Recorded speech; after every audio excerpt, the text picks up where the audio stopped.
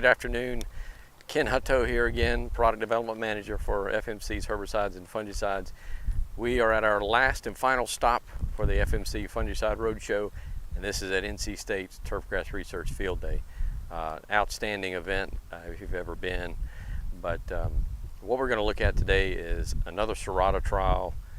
It has been hot and humid, perfect conditions with the rainfall that we've been having down here to promote root rot disease. So if you remember from our previous meetings where Serata, the active ingredients, picarbutyrazox, it's a new mode of action for preventative Pythium root rot and root dysfunction, as well as Pythium blight control.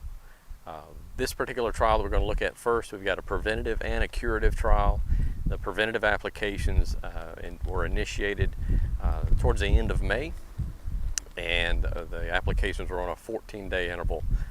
So what we'll do, as we do always, we'll look at the untreated first, at the preventative treatment trial, and then we'll move through some of the treatments. All right, let's take a look at the plots. Okay, just as a reminder, we always start looking at our trials by the untreated, because that gives us a really good understanding of what the natural population is. Notice the thinning of the turf outside the plot and on into the untreated plot. That's the symptomology that we see with Pythium root rot. And as we pan back and look over the entire green that these trials are on, you can really pick out the differences of what was treated, what's working, and what's not working.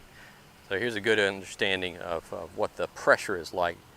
Probably the most extreme pressure we've seen so far this year. All right, the first treatment we're going to look at here, this is Serata at 0.6 ounces per 1,000 square feet applied every 14 days. If we look right over to the left of this treatment, you'll see the untreated strip here.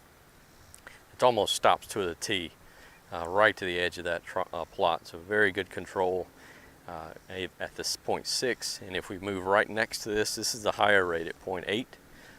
Very good control as well. So 14-day interval with this product, Serata continues to perform well even under this type of pressure.